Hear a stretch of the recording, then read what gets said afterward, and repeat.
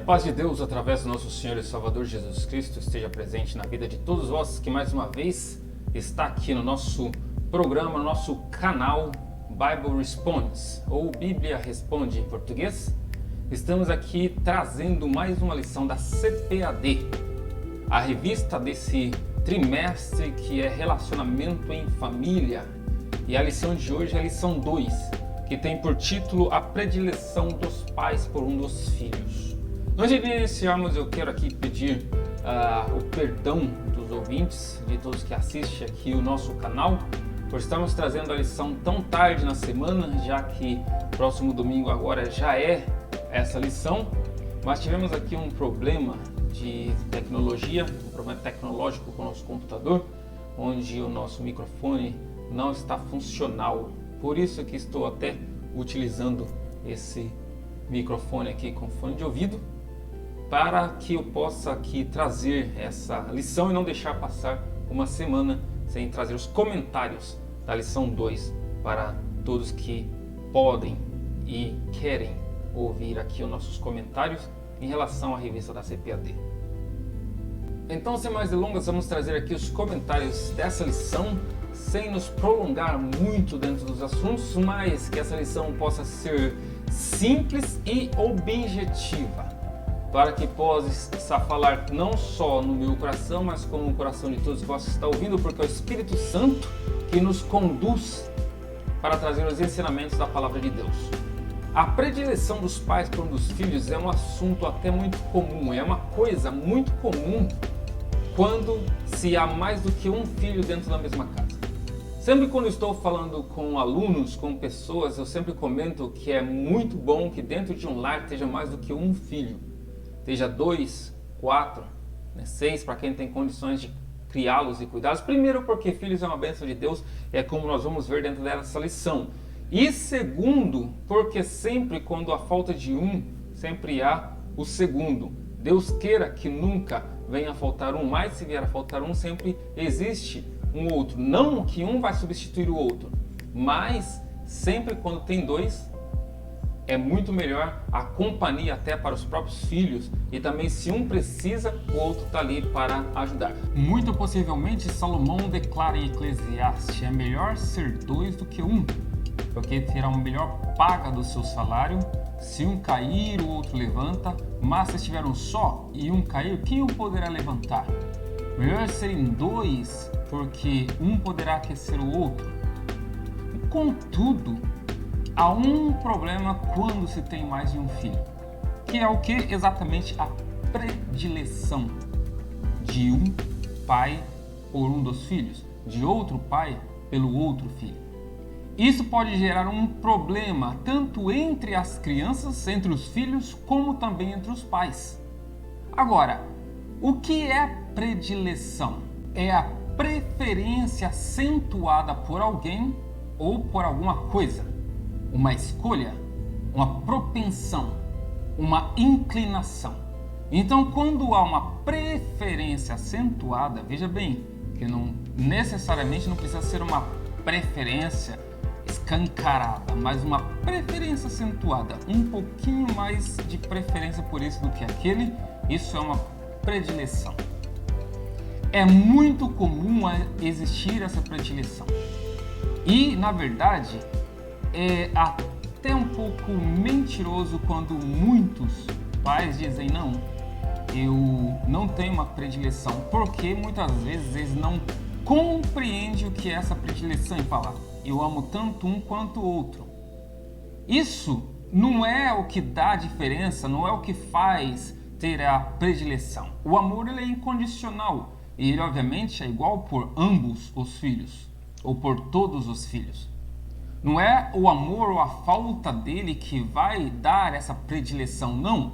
Eu posso amar todos igualmente, mas eu tenho uma pequena escolha por um que faz mais a minha vontade do que o outro, que talvez seja um pouco mais individualista. Essa predileção, ela é muito comum, porque quando você parar para pensar e falar: não, espera aí, realmente eu gosto um pouco mais desse porque ele é um pouco mais obediente a mim, ou ele faz mais o que eu quero. Eu gosto mais desse porque ele faz tudo o que eu quero que ele faça. tudo que eu mando ele fazer, aquele filho obediente. Isso é o que chamamos de predileção. Então não é o amor ou a falta do amor que traz a predileção, mas é aquela pequena preferência que você tem por alguma coisa que te agrada mais do que o outro. Isso é a predileção e é muito comum. Agora, se torna um problema grande, principalmente quando você expõe ou expressa essa predileção. Talvez você ter essa predileção para si mesmo e não mostrar e nem diferenciar um outro não seja tão grave quando você deixa isso ser exposta. E quando eu digo ser exposta, não é somente falar, mas é agir.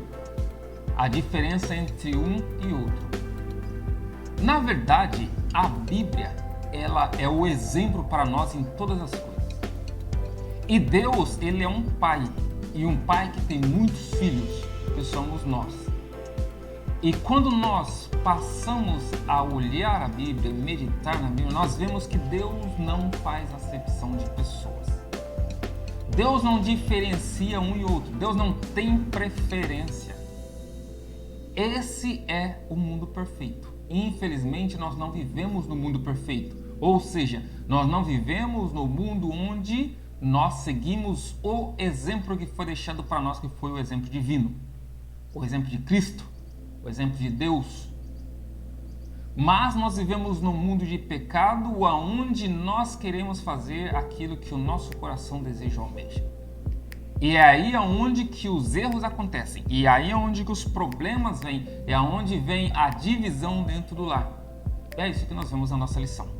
É isso que na verdade traz a nossa verdade prática. Nossa lição de hoje é a lição 2, de 9 de abril de 2023, a predileção dos pais por um dos filhos. O textório diz: e amava Isaac a Esaú, porque a caça era do seu gosto, mas Rebeca amava Jacó.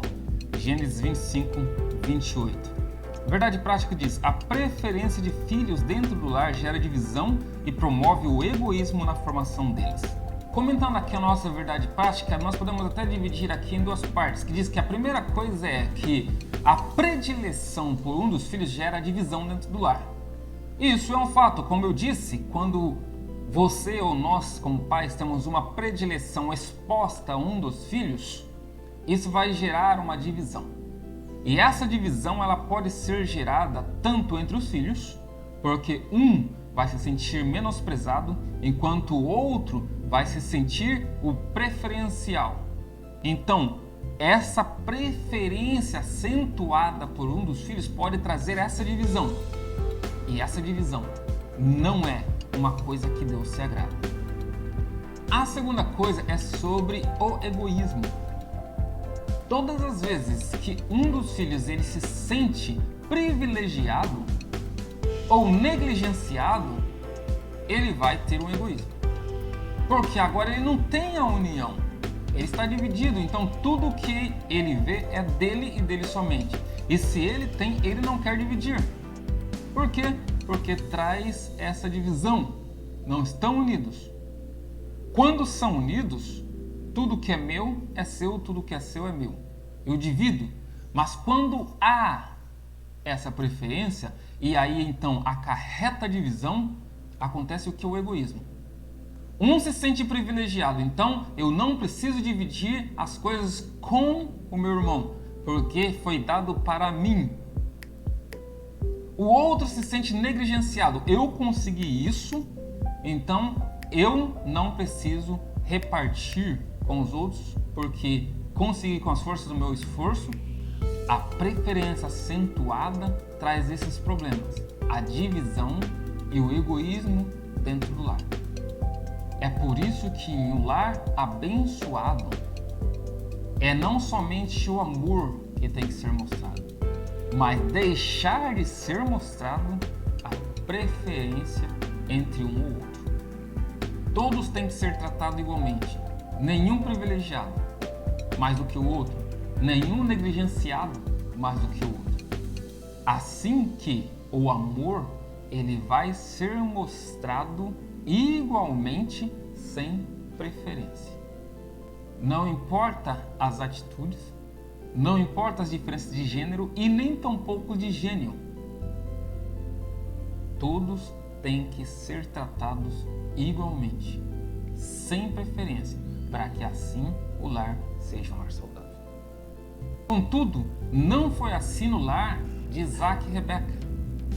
Não foi assim no lar que cresceu Jacó e Esaú.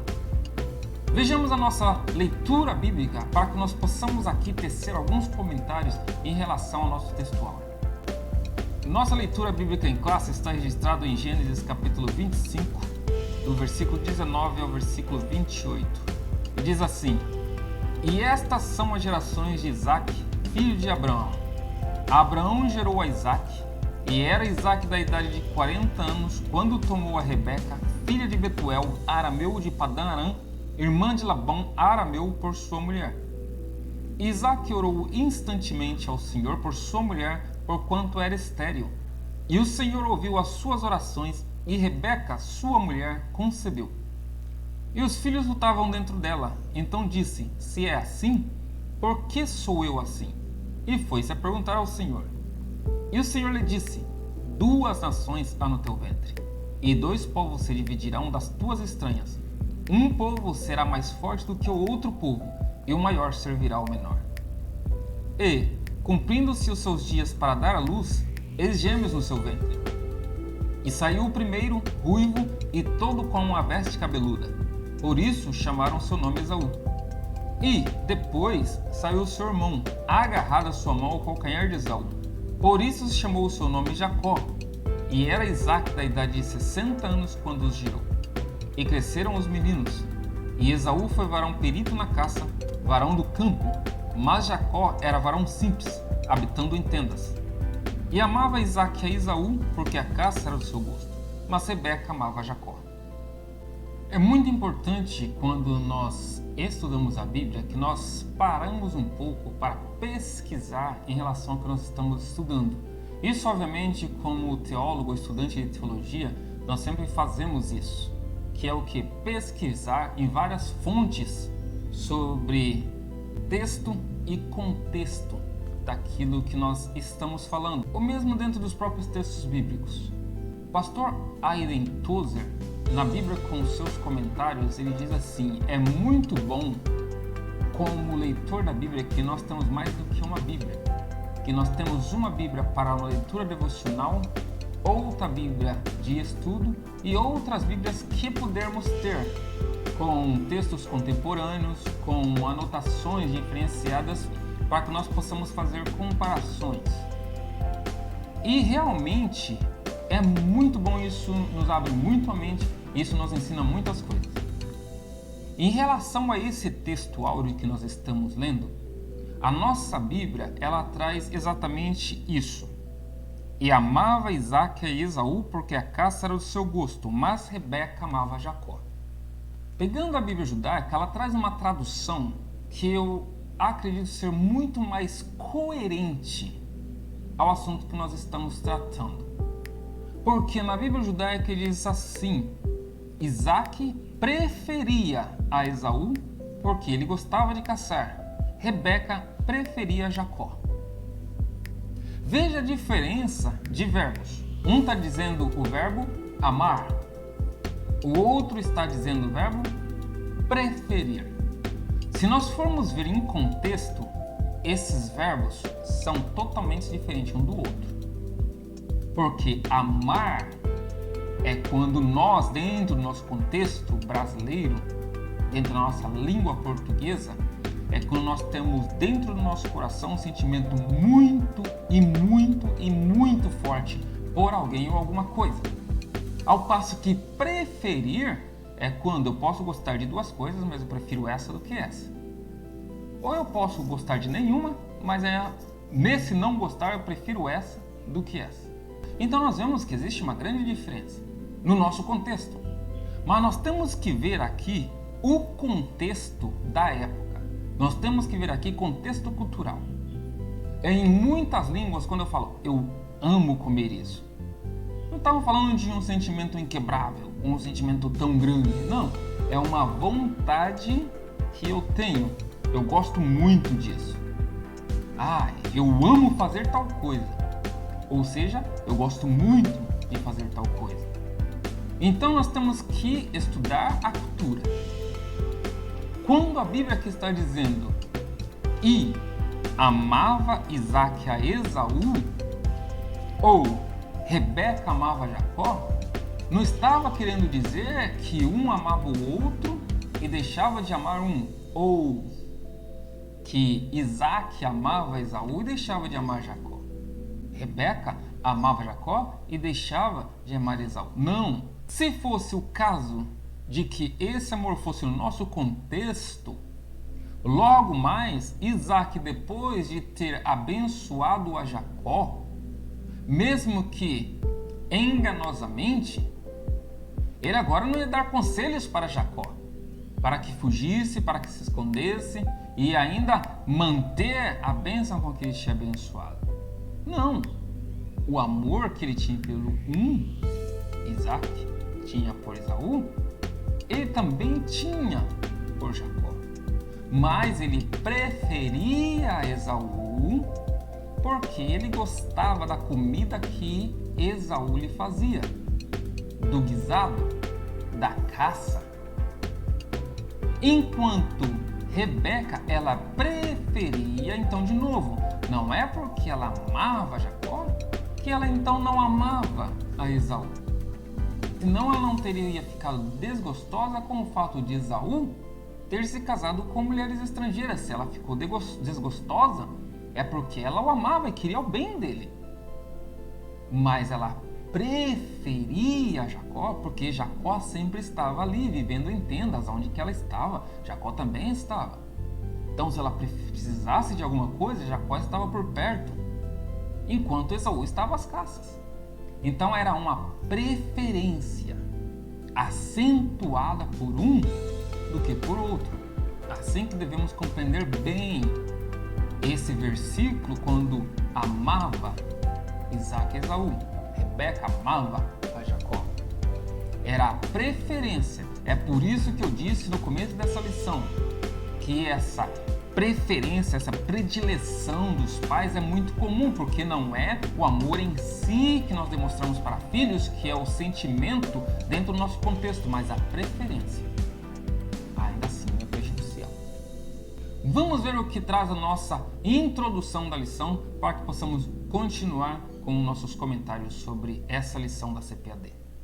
A história de Isaac e Rebeca parece uma infeliz repetição da de Abraão e Sara. Por algumas vezes, Abraão não soube lidar com os sentimentos de sua esposa, cometendo erros pelos quais pagou um alto preço. Nesta lição, estudaremos a respeito da predileção de filhos pelo casal Isaac e Rebeca. Veremos que, quando isso acontece na família, os resultados são conflitos intermináveis que fazem do lar um ambiente hostil para a criação de filhos. Obviamente, essa não é a vontade de Deus para a família cristã. Nós estamos de parabéns. Nós temos a graça de vivermos em um tempo que nós temos a Bíblia como guia de um cristão.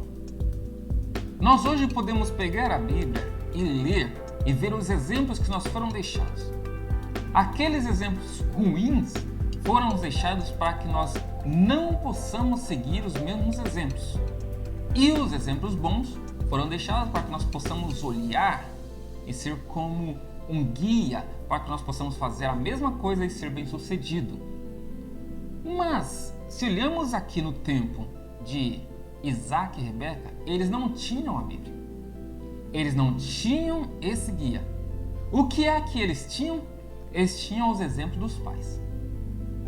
E por muitas das vezes, os exemplos dos pais sempre são espelhos, independente se esses exemplos são bons ou ruins.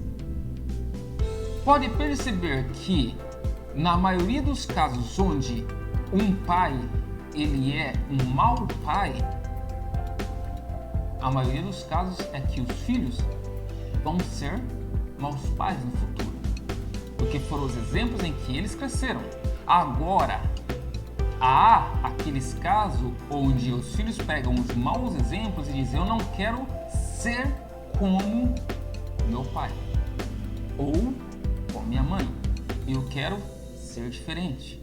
E aí ele então se torna uma pessoa diferenciada do exemplo que lhe foi deixado. No mesmo caso, ao contrário, a maioria das vezes quando os pais são bons pais, os filhos são bons filhos. Mas existe também aquelas exceções onde os filhos tiveram bons exemplos, mas eles não seguem os exemplos que lhes foi deixado e vai para um caminho contrário. Mas de novo, na maioria dos casos, os exemplos deixados pelos pais acompanham os filhos. Os filhos têm esses exemplos, então segue os exemplos de quem está mais perto. E quem está mais perto? Os pais. Isaac, ele tinha um exemplo, que foi o exemplo dos pais. O exemplo de Abraão e o exemplo de Sara. Abraão e Sara fizeram uma escolha, que foi tentar ajudar a Deus. Foi essa lição que nós vemos na lição passada, na lição 1. E foi uma má escolha. Isso serviu de exemplo para Isaac. Agora, Isaac, ele poderia fazer diferente. Ele poderia dizer, bom, meus pais agiram errado. Eu vou pegar esse exemplo e não vou fazer a mesma coisa. Eu vou agir de modo diferente. Mas Isaac pegou o mesmo exemplo. E nós não vemos só aqui na criação dos filhos. Nós vemos também o que o pai fez quando ele mentiu. Não mentiu totalmente, ele omitiu de Sara ser sua esposa para Abimeleque. E por que ele omitiu? Porque, na verdade, ele era meio-irmão de Sara. Então, ele não mentiu totalmente, ele omitiu que Sara fosse sua mulher. Por medo do povo da terra, e aconteceu o que aconteceu. Sara foi levada de sua casa para a casa de Abimeleque e veio a mão de Deus sobre Abimeleque e descobriu um dia que na verdade, Abraão era também esposo de Sara. Ele devolveu Sara para Abraão sem ter lhe causado nada, sem ter dormido com ela ou qualquer coisa do tipo, e Abraão foi com a sua esposa. Isaac agora passa pela mesma situação.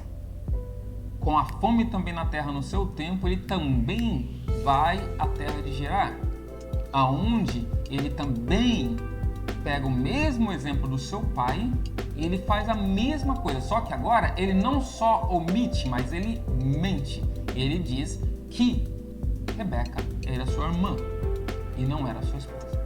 Abimeleque não fez como fez com Sarai, ele não trouxe Rebeca para sua casa. Mas um dia, vendo ali os dois se acariciando, ele descobriu então que na verdade eram sim casados. E ele então repreende a Isaac.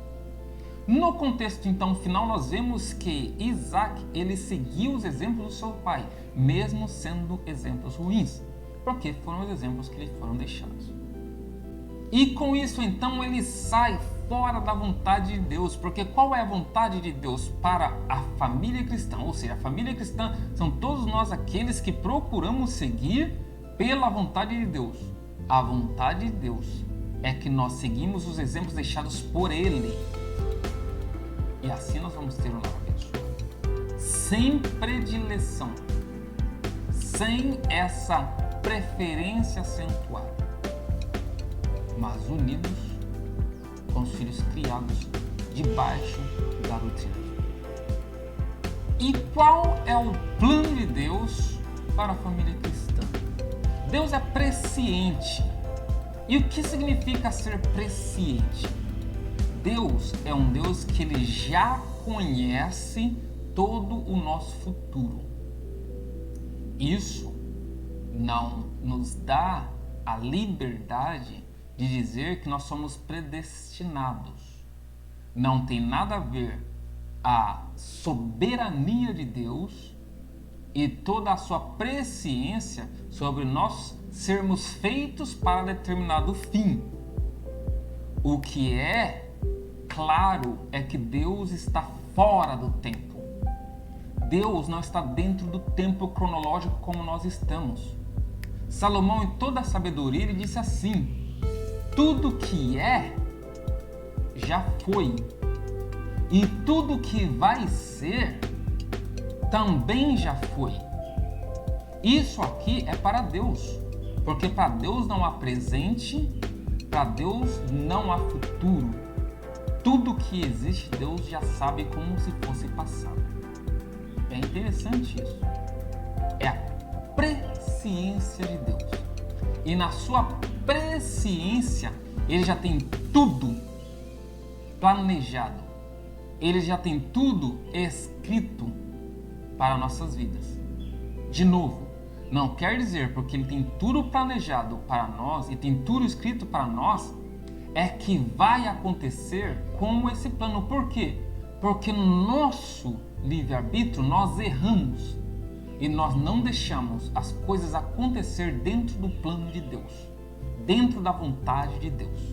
Ele tem os seus planos, mas quando nós, no nosso livre-arbítrio, nós vamos contra a vontade de Deus, nós quebramos os planos de Deus.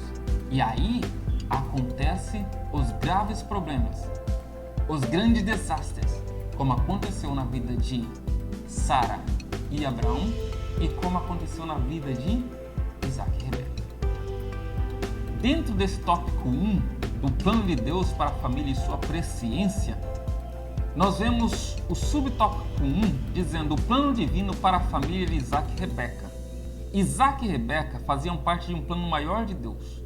Ao conhecer Rebeca e tomá-la por esposa, Isaac não esperava o que viria pela frente.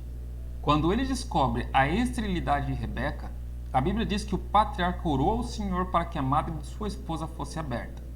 Somente 20 anos depois dessa oração, com 60 anos de idade, Isaac recebe a notícia de que Rebeca estava grávida. Portanto, nada pôde impedir o plano de Deus, pois quando ele opera, seus desígnios se cumprem no tempo certo. Assim, no tempo perfeito de Deus, Rebeca gerou 2 meninos. No livro de Provérbios, capítulo 14, versículo 32, diz assim: o justo tem esperança em todas as suas adversidades. E é isso que aconteceu exatamente aqui agora com Isaac. Isaac estava passando por um momento de adversidade, mas ele manteve a sua esperança, porque ele foi a Deus. Veja bem, quando Deus falou com Abraão, Deus falou: Abraão, de ti sairá uma grande nação. Você terá um filho, e o nome do seu filho será Isaac. E de Isaac sairá uma grande nação. Então o plano de Deus para Isaac é que ele também geraria filho, ou geraria filhos. Porque era uma promessa divina. Já estava dentro do plano divino. Mas agora, Isaac se depara com uma adversidade. Ok? Minha esposa é estéril. E o que eu vou fazer? Eu vou fazer como um justo deve fazer, que é o quê? Buscar a Deus. Orar a Deus. E é aonde nasce a nossa esperança. Diante das adversidades, nós vamos até Deus, nós oramos a Deus e no tempo de Deus, Ele vai conceber para nós o desejo do seu coração, ou seja, o desejo do coração de Deus. Porque os planos de Deus são perfeitos. Diante da adversidade, nós acreditamos, nós confiamos, nós temos esperança e as coisas acontecem porque os planos de Deus são reais, são bons e vão se concretizar de acordo com a sua vontade. No subtópico 2 diz o propósito presciente de Deus. Deus sabia antecipadamente do futuro de Esaú e Jacó. Ele sabia de antemão o que haveria de acontecer com os filhos gêmeos de Isaac e Rebeca. Isso dependia das circunstâncias que envolvessem essa história. Por isso o Senhor atendeu a oração de Isaac e Rebeca, concebeu filhos gêmeos. Entretanto, conforme as crianças se desenvolviam, alguns meses depois, os gêmeos já lutavam entre si no ventre da esposa de Isaac. No caso dos gêmeos, Esaú e Jacó, Deus sabia que, criados como agentes livres, eles seriam rivais. Aqui estamos abordando a presciência de Deus, um atributo divino que indica o pré-conhecimento de todas as coisas. Devemos ressaltar que esse atributo não é causativo, isto é, ele não implica determinismo na vida do ser humano. Contudo, o Senhor tem um propósito para a vida de cada pessoa. Muitas vezes não compreendemos, mas sabemos que a vontade dele é perfeita. Deus tem um plano para cada um de nós. Cada um dos filhos de Deus, Deus tem um plano. E Deus, sendo presciente, Ele já sabe tudo o que vai acontecer em nossas vidas. Mesmo quando nós saímos da vontade de Deus, Deus já sabe porque Ele é presciente. Ele é um Deus que sabe de tudo. Isso não é um determinismo, isso vai acontecer com você. Não é causa e efeito. Isso é a presciência, porque nós temos um Deus poderoso. Um Deus que está fora do tempo. E nesse plano divino, nós temos que acreditar que o plano de Deus é perfeito. E quando nós acreditamos que o plano de Deus é perfeito, nós devemos compreender tudo o que acontece conosco está dentro da vontade permissiva de Deus. Porque lá em Isaías capítulo 55, versículo 8 e 9, Deus disse: porque os meus pensamentos não são os vossos pensamentos, nem os vossos caminhos são os meus caminhos. O céu é mais alto do que a terra, então o meu pensamento é mais alto do que os vossos pensamentos, e os meus caminhos mais altos do que os vossos caminhos.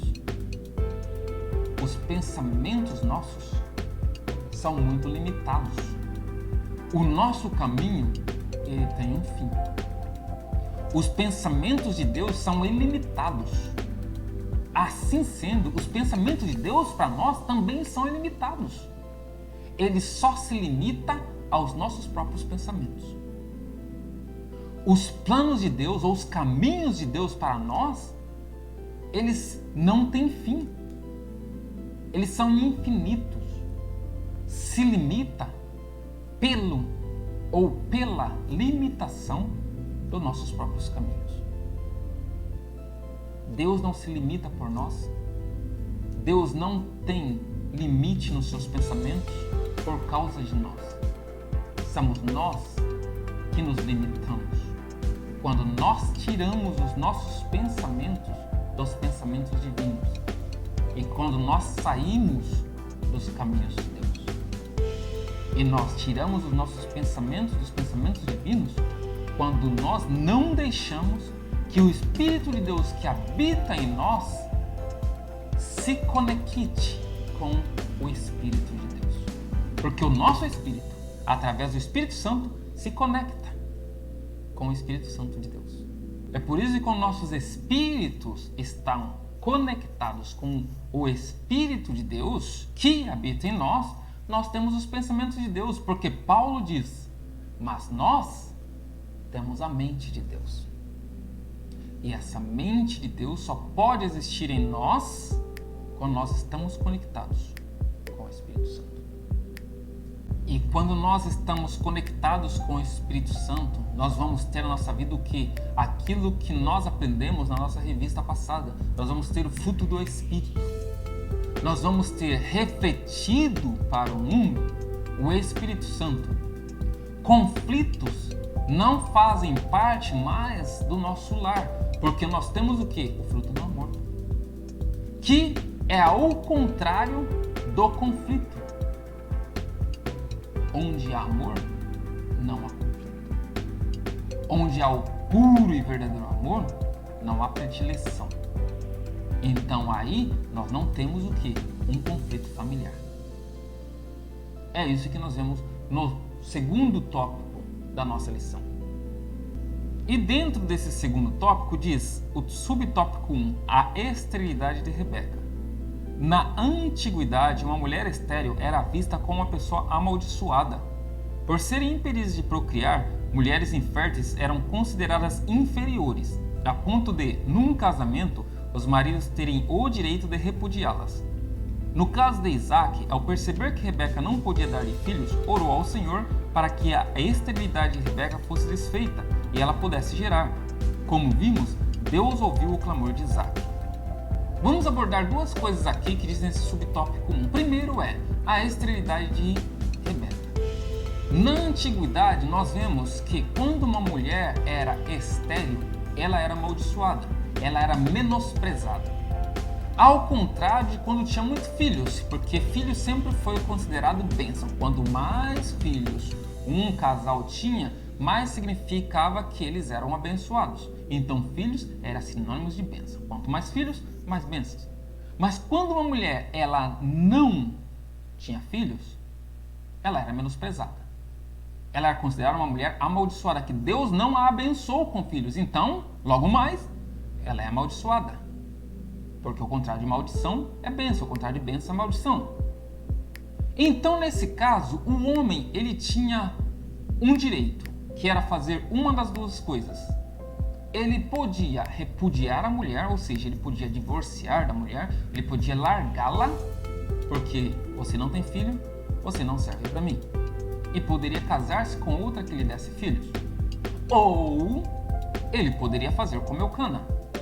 Ele poderia casar-se com outra mulher para que dela gerasse filhos. Assim, ele tinha as duas mulheres. Uma que ele era a mulher que ele gostava, a mulher que ele amava mais, já era uma predileção também, mas a outra que era a mulher que lhe traria as bênçãos divinas. Esse era o costume da época. Então, dentro desse contexto, Isaac ele tinha o direito sim de fazer o quê? Ou eu caso com outra mulher e fico com as duas aqui só para que a outra me traga os filhos, ou eu largo Rebeca e eu caso com a mulher que me traga filhos. Porque a promessa de Deus era para Isaac. De Isaac sairá uma grande nação. De Abraão, através de Isaac agora, sairá uma grande nação.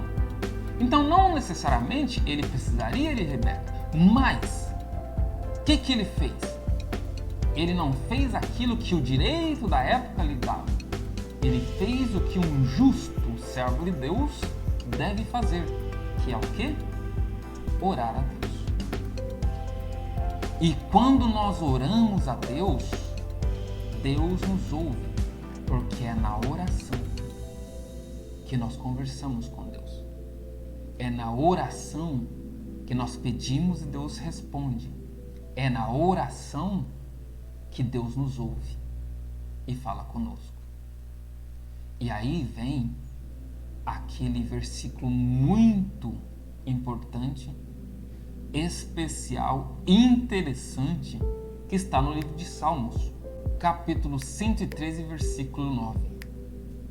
E diz assim: faz com que a mulher estéril habite em casa e seja alegre mãe de filhos. Ou seja, para Deus não há impossível. É o que Isaac acreditou. Vendo a esterilidade de Rebeca, mesmo que ele tinha o direito da sua época, ele foi e orou ao Senhor, confiando que Deus faria com que Rebeca habitasse em sua casa, sendo alegre mãe de filhos. E por isso ele louvou o Senhor. E Deus lhe deu 2 filhos. O subtópico 2 diz o conflito, e os filhos lutavam no ventre dela. Naquele tempo, do ponto de vista social, a geração de filhos herdeiros era importante para as famílias. Por isso, Abraão e Sara precipitaram-se na promessa de Deus como uma substituta, a serva Agar, para gerar o filho desejado, e pagaram um preço alto. Diferentemente de seu pai, Isaac buscou a ajuda do alto para superar o problema da esterilidade de Rebeca. Entretanto, uma vez grávida, para a felicidade do casal, Rebeca começou a afligir-se por causa de um movimento excessivo dentro do seu ventre. a esposa de Isaac orou ao Senhor a respeito da questão e ouviu de Deus que havia 2 povos no seu ventre e que o menor dominaria sobre o maior. O conflito familiar começou exatamente ali dentro do ventre de Rebeca, porque Rebeca, ela não compreendeu o propósito divino. Porque agora ali, ela via que havia um movimento mais do que esperado dentro de si. Havia um alvoroço. E ela fez o quê? Ela foi perguntar a Deus. Deus, o que está acontecendo? Por que isso está acontecendo comigo? Por que eu sou assim? E Deus respondeu, não se preocupe. Há 2 nações no seu ventre. 2 povos sairá de ti. E o maior vai servir o menor. É importante aqui uma pausa. Os predeterministas, eles afirmam que aqui Deus estava mostrando que ele fez um para servir o outro. Esse é um dos versículos muito usado pelos predeterministas, mas não é assim. Deus, na sua presciência, ele sabia que um povo sairia de Esaú e outro povo sairia de Jacó. E na sua presciência ele sabia que o povo que sairia do menor ia ser um povo maior do que o povo que sairia do maior. Por quê? Do povo que saiu do menor, sendo no caso Jacó, saiu o povo de Israel, que foi escolhido para a sua herança, que foi escolhido para a herança divina. E esse povo que saiu de Jacó, que foi o povo de Israel, dominou sobre o povo que saiu de Esaú, que foi o povo de Edom. Os edomitas, eles foram subjugados pelo povo de Israel. Aí estava a presciência de Deus. Na sua soberania, ele escolhe o menor. Mas na sua presciência, ele sabia que o povo do menor dominaria sobre o povo do menor. Por causa que Deus sabe de todas as coisas. Mas Rebeca, ela não entendeu a voz de Deus, a palavra de Deus, o contexto divino. E ela agora acredita que a primogenitura deveria ser do menor. Ela cresceu com aquilo na mente. Esaú saiu primeiro. Então Esaú é o primogênito. E a bênção do pai vai ser para o primogênito. Mas isso não impede a bênção de Deus. Deus, ele faz tudo do modo que lhe apraz, do modo que lhe convém, sem ferir um ou outro. É isso que nós vemos no subtópico 3. O favoritismo do casal pelos filhos. Em termos de personalidade e de temperamento, Esaú e Jacó cresceram com pessoas diferentes. Em Gênesis 25 ao 28, Deus revela a Rebeca as diferenças entre os gêmeos. O menor teria uma descendência forte e o maior, o mais velho e por isso primogênito Esaú, serviria ao menor. No capítulo 27, já idoso e cego, Isaac achava que logo morreria. Por isso preocupava-se em abençoar a Esaú com a bênção patriarcal do direito da primogenitura. Alicerçado nos padrões legais do direito daquele tempo, dedicava-se a Esaú, pois este o satisfazia com o prazer das caças, que levava para o patriarca. Entretanto, sabendo que havia um plano especial de Deus para o filho mais novo, Rebeca favorecia Jacó. Essa predileção, praticada pelos pais de Esaú e Jacó, produziria um grande conflito na família. É aí que eu disse que Rebeca não entendeu a voz, não entendeu a palavra, não entendeu o que Deus disse para ela. Porque o direito de primogenitura, naquele tempo, ele depois inclusive foi alicerçado dentro das leis dadas por Deus. Ele disse, o maior terá o direito da primogenitura, independente de quem ele venha. Se um homem tiver 2 mulheres uma a quem ele ama e outro a quem ele aborrece, ou seja, uma a quem ele prefere mais do que a outra, e o filho da aborrecida for o primeiro, ele terá o direito da primogenitura, porque ele foi o primeiro. Não importa se ele saiu da menos favorecida, ainda assim o direito de primogenitura lhe é assegurado.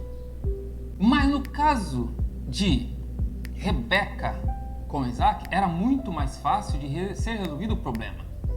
Porque agora nós temos Esaú é o primogênito, Jacó é o segundo. Ok, de acordo com o direito de primogenitura, eu lhe dou-lhe uma parte da herança maior. Fica aí com um pedacinho de terra a mais. Fica aí com um pouco de ovelhas a mais. Mas a bênção divina vem de acordo com as bênçãos que Deus quer dar. E Deus, na sua presciência, ele já sabia quem seria mais abençoado. Mas Rebeca não entendeu o contexto. Rebeca não entendeu o conceito, não entendeu a palavra. E ela então disse, ok, o menor, Jacó, ele vai sobrepujar ao maior, no caso, Esaú. Então eu vou lhe favorecer. Não era necessário. Ela não entendeu que Deus faria de acordo com o que ele ia fazer. E na sua presciência ele já sabia como ia acontecer. Mas agora vem aquilo que diz em Provérbios capítulo 28, versículo 21. Agir parcialmente ou agir com parcialidade não é bom. Porque por um pedaço de pão, o homem tende a fazer o mal. É o que estava acontecendo ali. Isaac agora, por causa da caça saborosa que Esaú fazia, trazido do campo, ele dava mais preferência ao filho mais velho. Enquanto Rebeca, por causa de Jacó estando ali habitando em tendas, lhe ajudava a fazer os serviços domésticos, ela agora então age com parcialidade, preferindo ou dando preferência ao filho mais novo. Isso fez com que houvesse uma ruptura dentro do lar.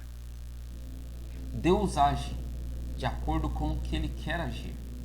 E a melhor coisa é deixar que seja feito conforme os pensamentos dele e conforme os caminhos dele. Porque quando nós agimos conforme os pensamentos divinos e quando nós caminhamos conforme ou dentro dos caminhos divinos, nós vamos evitar o que? Os problemas que a predileção por alguém pode trazer. E quais são esses problemas? É o que nós vamos ver no nosso tópico 3.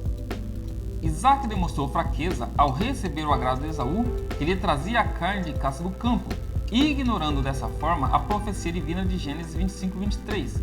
Por força dos padrões sociais da época, o primogênito tinha a primazia no futuro da família. Por isso, Isaac pensava que deveria ministrar a bênção patriarcal com o direito de primogenitura a Esaú, o mais velho. Entretanto, ele não compreendeu o propósito de Deus para seus filhos.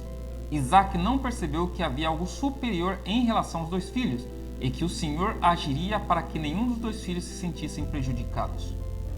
O que aconteceu foi que nem Rebeca e nem Isaac compreendeu os propósitos divinos. Deus, quando ele estava falando com Moisés, ele disse assim: Moisés, eu terei misericórdia de quem eu ter misericórdia. Eu vou me compadecer de quem eu quiser me compadecer. O que Deus estava dizendo é: eu sou soberano. Eu faço aquilo que me apraz. Eu escolho quem eu quiser escolher. Eu abençoo quem eu quiser abençoar. Essa foi a palavra de Deus para Moisés. E no contexto aqui é o que ele estava dizendo. Olha bem, eu vou abençoar mais a Jacó porque eu quero abençoar. Eu lhe escolhi para ser minha herança. Não quer dizer que eu não vou deixar de abençoar Esaú, porque Esaú também foi abençoado. Mas Deus faz aquilo que ele quer fazer. E quem somos nós para perguntar a Deus: o que fazes? Deus faz o que ele quer fazer. E ele escolheu abençoar a Jacó mais do que Esaú, porque ele escolheu. Isaac não compreendeu. Agora, nos seus propósitos, no seu costume, ele entendia que ele deveria abençoar mais a Esaú por ser o filho primogênito. Ele poderia fazer assim? Materialmente, ele poderia sim dar uma bênção maior, uma parte maior da herança para o filho maior. Mas as bênçãos divinas somente Deus poderia fazer de acordo com a sua própria vontade. Isaac não compreendeu isso. Rebeca tampouco. E nós vemos isso no segundo tópico, sobre a predileção de Rebeca para com Jacó. Jacó, o filho predileto de Rebeca, diz: percebendo que a bênção patriarcal poderia ser conferida a Esaú, o filho mais velho, Rebeca resolveu interferir na ordem dos fatos e, sem consultar a Deus, antecipou a bênção patriarcal para o mais novo. Embora soubesse que a bênção pertencia a Jacó, conforme Deus havia revelado anteriormente, Rebeca colocou-se acima do plano divino e interferiu nos acontecimentos com uma atitude mentirosa. Sabedora de que Esaú quebrou os princípios da obediência e do respeito aos pais, casando-se com mulher estrangeira, Rebeca arquitetou um plano para que Isaac abençoasse a Jacó com a bênção da primogenitura. Assim deu instruções precisas a Jacó. O plano de Rebeca consistia em preparar um cabrito assado, pegar um couro peludo de um bode e vesti-lo em Jacó. Este deveria levar o assado ao pai e imitar a voz de seu irmão. Toda essa trapaça revelava a fraqueza do caráter de Rebeca. Deuteronômio capítulo 10, versículo 17 está assim: pois o Senhor teu Deus é um Deus soberano. Ele é o soberano dos soberanos. Ele é um Deus temível. Não age com parcialidade e não aceita suborno. Deus não precisa disso. Deus não precisa de ser imparcial. Deus não precisa de agir com parcialidade. E ele não aceita o suborno. Não era preciso que Rebeca agora tramasse toda aquela trama, toda aquela mentira, para que Jacó fosse abençoado. Deus não precisava disso. Nunca precisou. Deus não precisava que Rebeca agora tentasse, de certa forma, transferir a bênção de Esaú para Jacó. O que é. Se Deus quisesse abençoar mais a Esaú do que a Jacó, ele ia abençoar. Mas ele preferiu abençoar mais a Jacó. Assim, era desnecessário toda aquela trama, toda aquela mentira, para que Jacó fosse mais abençoado. Rebeca agora, ela se mostrou fraca, não ouvindo e não entendendo ou compreendendo a vontade de Deus. E essa predileção provocou um grande problema, porque ela não entendeu que os filhos são bênçãos de Deus. É o que nós vemos no subtópico 3. O problema da predileção pelos filhos.